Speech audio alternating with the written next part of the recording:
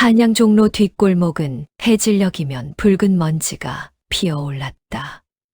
그 골목 안쪽 낡은 기와집 하나의 간판도 없이 사람들이 줄을 섰다. 관상가 백운의 집이었다. 백운은 40을 간 넘긴 사내로 얼굴에 수염을 기르지 않아 나이보다 젊어 보였다. 그는 20해 넘게 사람의 얼굴을 보며 살아왔다. 벼슬길에 오를 자, 장사에 성공할 자, 요절할 자, 자식 복 있을 자. 그의 입에서 나온 말은 열의 9은 맞아떨어졌다. 관상은 하늘이 얼굴에 새긴 글씨요. 그가 늘 하던 말이었다. 그러나 그 글씨를 읽는 일은 아무나 할 수 없었다. 뼈의 높낮이, 살의 두께, 눈빛의 깊이, 입술의 색, 귀의 위치까지. 모든 것이 조화를 이루어야 비로소 운명의 형체가 드러났다. 어느 늦은 오후, 백운은 단골 약재상에 들렀다. 몸이 허한 듯해 보약 재료를 구하러 온 길이었다. 약재상 주인은 반갑게 맞으며 안쪽으로 안내했다. 마침 좋은 산삼이 들어왔습니다. 값은 좀 나가지만 몸을 보하기엔 그만이지요. 백운이 고개를 끄덕이며 안으로 들어서는데 구석에서 한 여종이 약재 자루를 들어 옮기고 있었다. 허름한 베옷, 머리는 헝클어져 있고 얼굴엔 먼지가 묻어 있었다. 그저 흔한 종의 모습이었다. 그런데 그 여종이 고개를 들어 잠깐 창밖을 바라보는 순간 백운의 발이 멈췄다. 윤빛. 그 눈빛이 예사롭지 않았다. 깊고 맑고 슬프면서도 무언가를 참고 있는 듯한 눈. 마치 깊은 산속 우물처럼 바닥을 알 수 없는 그런 눈이었다. 백운은 무심한 척 그녀의 얼굴 전체를 훑었다. 이마는 높고 넓었으며 관골은 도드라지지 않았지만 균형이 잡혀 있었다. 턱선은 부드럽게 흘러내렸고 코는 곧았으며 입술은 얇지도 두껍지도 않았다. 이건 봉황상 펑황쌍이다. 백운의 심장이 빠르게 뛰었다. 봉황상은 여인 중에서도 극히 드문 관상이었다. 귀하게 자라 천하를 호령하거나 왕실과 인연이 닿거나 아니면 한 시대를 움직이는 인물이 될 상이었다. 그런데 그런 상을 가진 이가 천한 여종의 몸으로 약재 자루를 나르고 있다니. 이건 말이 안 된다. 뭔가 잘못되었거나 아니면 숨겨진 것이 있다. 백운은 애써 침착함을 유지하며 약재상 주인에게 물었다. 저 아이는 누구요? 아, 저 아이요? 소희라고 합니다. 좌이정댁에서 일하는 종인데 심부름으로 가끔 이리 옵니다. 언제부터 종노릇을 했소? 글쎄요, 10년은 넘었을 겁니다. 어려서부터 그 집에 있었다고 들었습니다. 백운은 더 묻지 않았다. 대신 일부러 품에서 동전 몇 잎을 꺼내다가 바닥에 떨어뜨렸다. 동전이 대굴대굴 굴러가 소희의 발밑에 멈췄다. 소희는 조용히 허리를 숙여 동전을 주었다. 그리고 백운에게 공손히 건넸다. 그 순간 백운은 그녀의 손을 보았다. 거친 일에 익숙한 손이었지만 손가락은 가늘고 길었다. 고맙소. 백운이 말을 건넸으나 소희는 고개만 살짝 숙인 채 대답하지 못했다. 그리고 조용히 뒤편으로 사라졌다. 약재를 사고 나온 백운은 발걸음이 무거웠다. 집으로 돌아오는 내내 그 여종의 얼굴이 머릿속을 떠나지 않았다. 그날 밤 백운은 촛불을 켜고 주역을 펼쳤다. 점괘를 던지고 산가지를 놓고 다시 관상서를 뒤적였다. 모든 것이 같은 결론을 가리켰다. 저 아이는 본래 천한 신분이 아니다. 그러나 그것만이 아니었다. 점괘 속에는 칼바람이 섞여 있었다. 피와 불, 영무와 몰락의 기운이 그녀의 운명 한가운데 서려 있었다. 배구는 긴 한숨을 내쉬었다. 이건 건드리면 안 되는 운명일지도 모른다. 그러나 이미 그의 마음속에는 호기심과 함께 묘한 책임감 같은 것이 싹 트고 있었다. 좌이정댁은 한양에서도 손꼽히는 대가였다. 행랑채만 20칸이 넘었고 종들만 해도 30명이 넘었다. 그중 부엌에서 일하는 여종 소희는 가장 말이 없는 아이였다. 새벽 일찍 일어나 아궁이에 불을 지피고 밥을 짓고 설거지를 하고 장을 보러 나갔다. 저녁에는 식사 준비를 돕고 밤이 되면 작은 골방에 들어가 잠들었다. 열해가 넘도록 같은 일상이었다. 다른 종들은 소희를 이상하게 여겼다. 말도 없고 웃지도 않고 대체 무슨 생각을 하며 사는 건지. 그러나 소희는 그저 묵묵히 자기 일만 했다. 누군가 구박을 해도 대꾸하지 않았고 누군가 친절을 베풀어도 크게 반응하지 않았다. 다만 그녀에게는 아무도 모르는 기억이 있었다. 가끔 밤에 잠들기 전 희미하게 떠오르는 장면들. 비단 이불 위에 누워있던 기억, 부드러운 손길이 머리를 쓰다듬어 주던 감촉, 그윽한 향냄새, 그리고 누군가의 따뜻한 목소리. 서야, 우리 서야. 그러나 그 목소리가 누구의 것인지는 기억나지 않았다.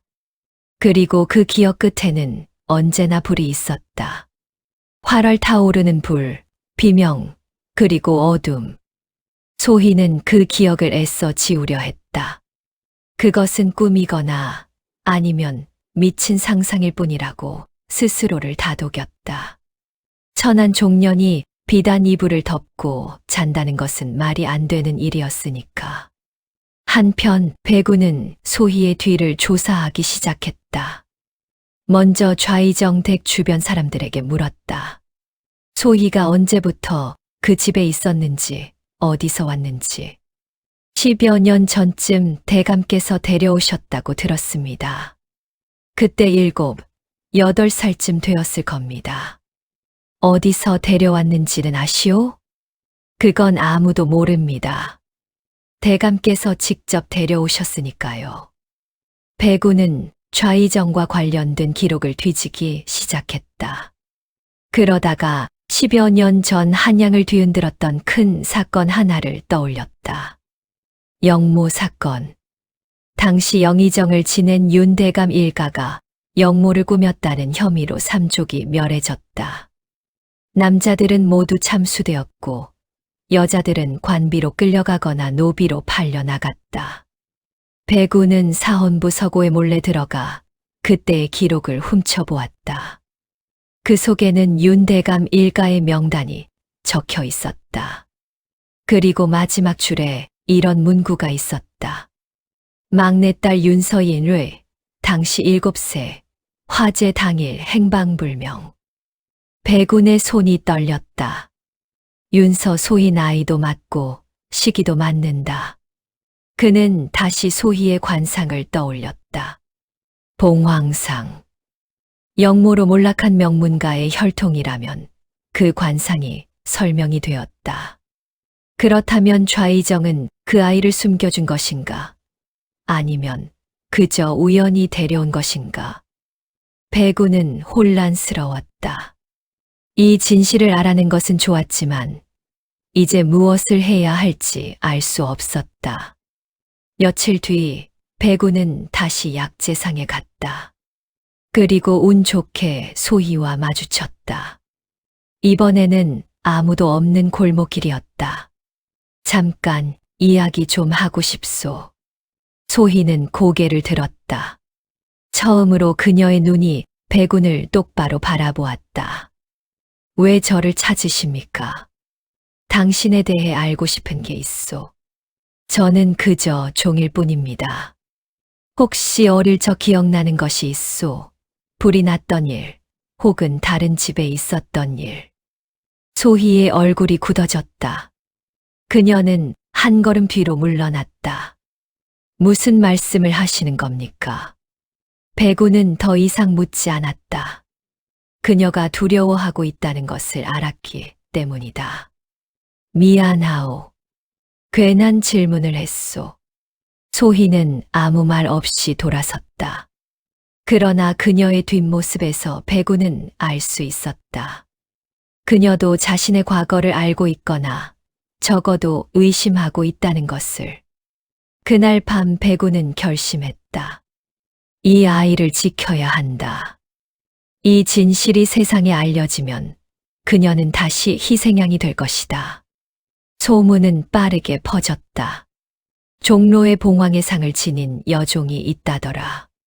그 여종을 집안에 들이면 3대가 흥한다더라.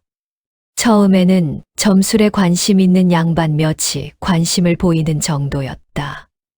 그러나 이야기가 퍼지면서 탐욕스러운 자들이 모여들기 시작했다. 먼저 움직인 것은 서울 제1의 상단을 운영하는 거부 김진사였다. 그는 점술과 풍수에 미쳐 있는 사람이었다. 집 하나를 짓는데도 풍수를 보고 장사를 시작하기 전에도 점을 쳤다. 그가 백운을 찾아왔다. 그 여종을 내게 팔게. 무슨 말씀이십니까? 자네가 본 그 여종 말일세. 내가 큰 돈을 주겠네. 은자 1000냥이면 되겠나? 백운은 고개를 저었다. 그 아이는 팔 물건이 아닙니다. 그럼 얼마를 원하나?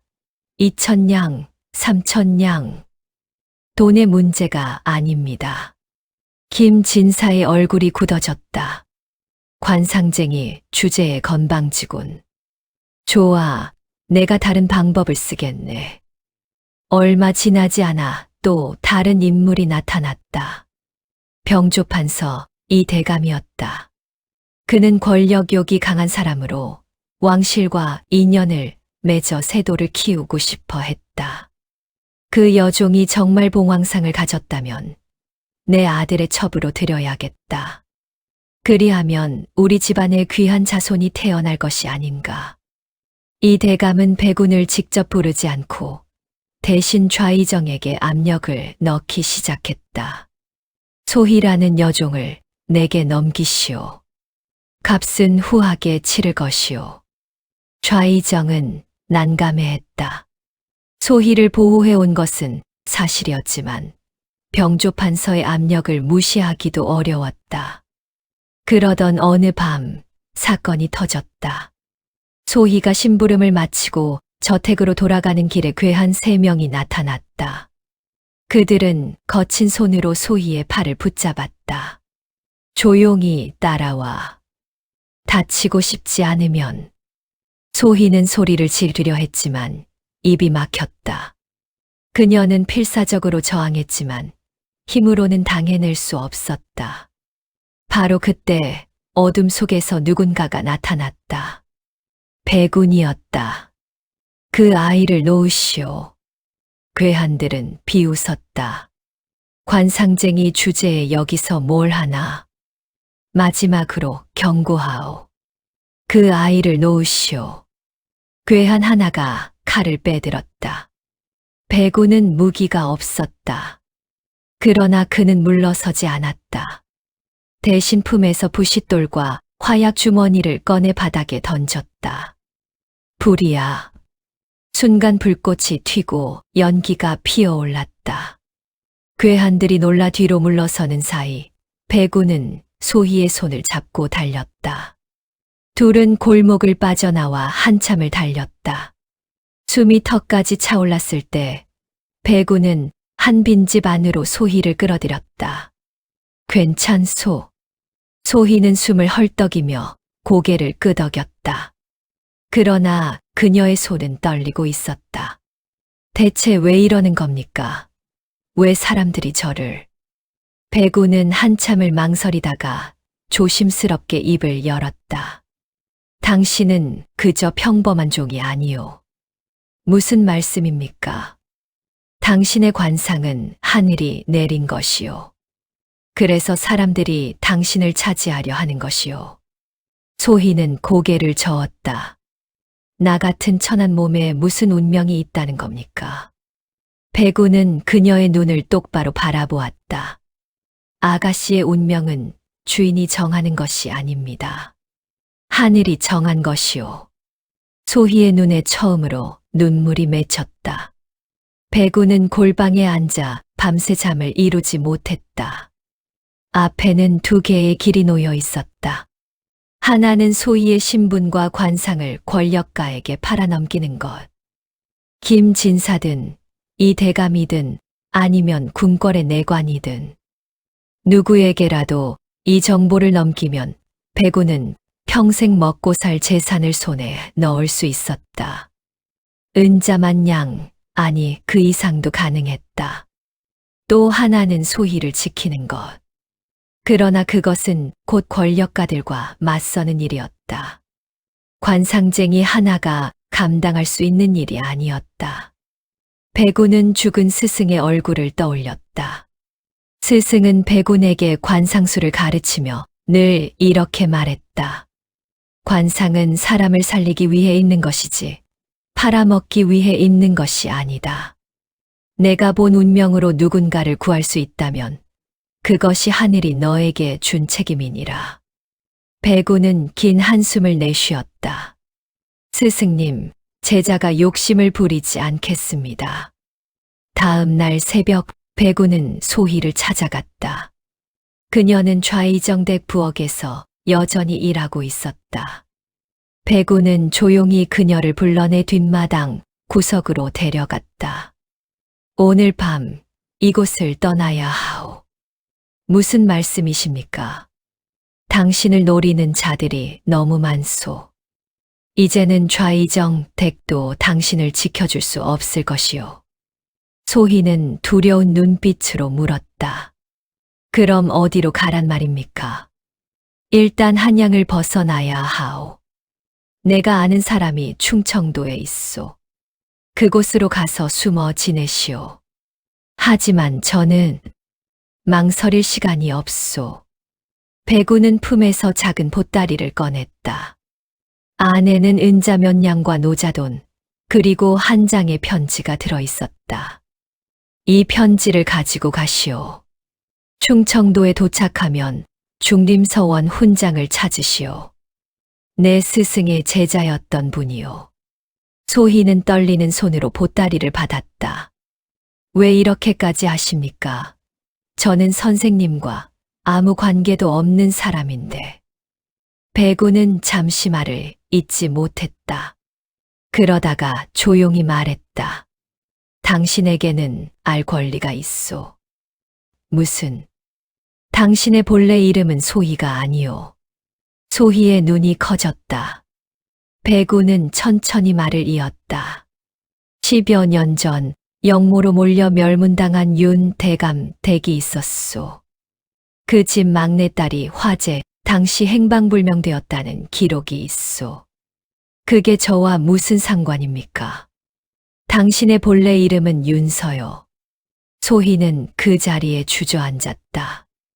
눈에서 눈물이 주르르 흘러내렸다. 아니에요. 그럴 리 없어요. 저는 그냥 당신은 기억할 것이요. 비단 이불, 따뜻한 품, 그리고 불.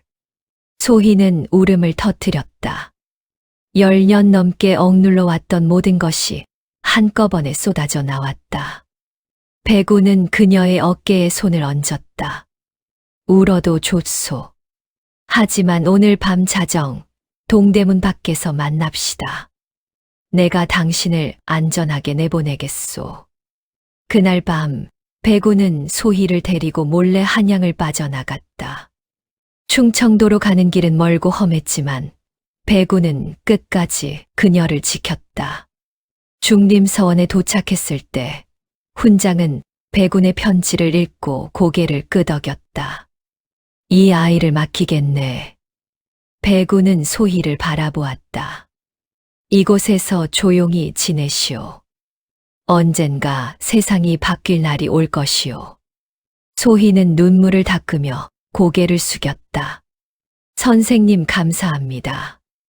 배군은 아무 말 없이 돌아섰다. 그리고 다시 한양으로 향했다. 세월은 흘러 3년이 지났다. 한양에는 큰 변화가 일어났다. 선왕이 승하하고 새 임금이 즉위하면서 과거의 억울한 사건들을 재조사하라는 명이 내려졌다. 그 중에는 윤대감 일가의 영모 사건도 포함되어 있었다. 재조사 끝에 진실이 밝혀졌다. 윤대감은 영모를 꾸민 것이 아니라 오히려 당시 간신들의 모함으로 희생된 것이었다.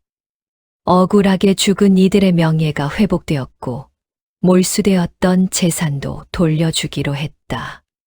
그런데 문제가 하나 있었다. 윤대감 일가의 후손이 아무도 남아있지 않았다. 막내딸 윤서는 어찌 되었는가? 화제에 당시 행방불명되었다 하옵니다. 그렇다면 살아있을 가능성도 있지 않은가? 조정에서는 윤서를 찾으라는 명이 내려졌다. 그리고 그 소식은 배군의 귀에도 들어왔다. 배군은 충청도로 향했다. 중림서원에 도착했을 때 소위 아니 윤서는 한결 평온한 얼굴로 책을 읽고 있었다.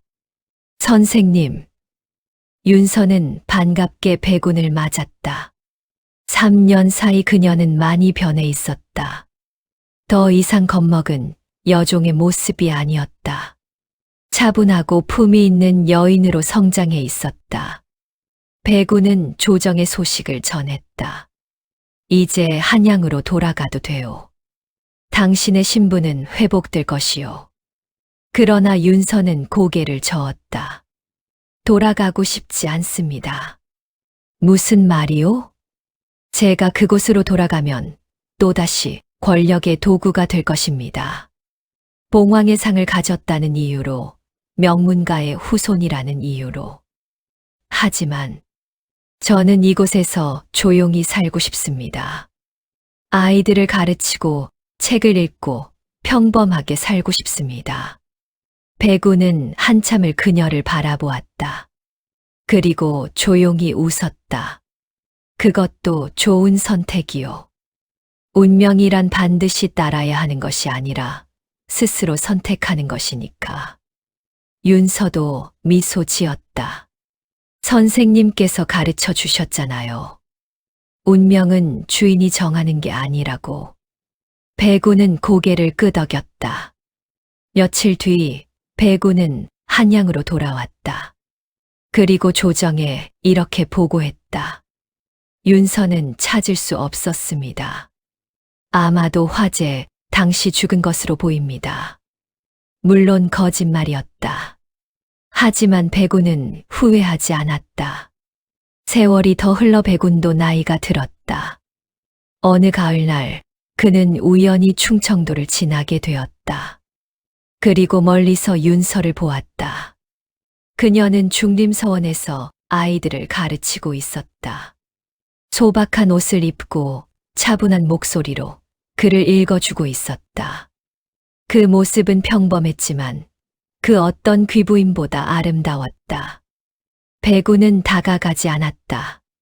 그저 멀리서 바라보기만 했다. 봉황이 하늘을 날지 않고 땅에 머무르기를 선택했구나. 그것도 나쁘지 않지. 그는 조용히 걸음을 돌렸다. 그 후 한양에서는 이런 이야기가 떠돌았다. 옛날 한양에 봉황의 상을 지닌 여종이 있었다고 하네. 그래서 어찌 되었다는가. 그 운명을 알아본 관상가가 세상을 속이고 그녀를 숨겨 주었다더군. 그게 사실인가? 누가 알겠나. 하지만 그 관상가는 평생 가난하게 살다 죽었다네. 재물 대신 양심을 택한 셈이지. 사람들은 그 이야기를 야담으로 여겼다. 진실인지 거짓인지는 아무도 몰랐다. 다만 배군만은 알고 있었다. 관상은 운명을 보여줄 뿐 삶을 대신 살아주지는 못한다. 그리고 진짜 아름다운 운명은 하늘이 정한 것이 아니라 스스로 선택한 것이라는 사실을.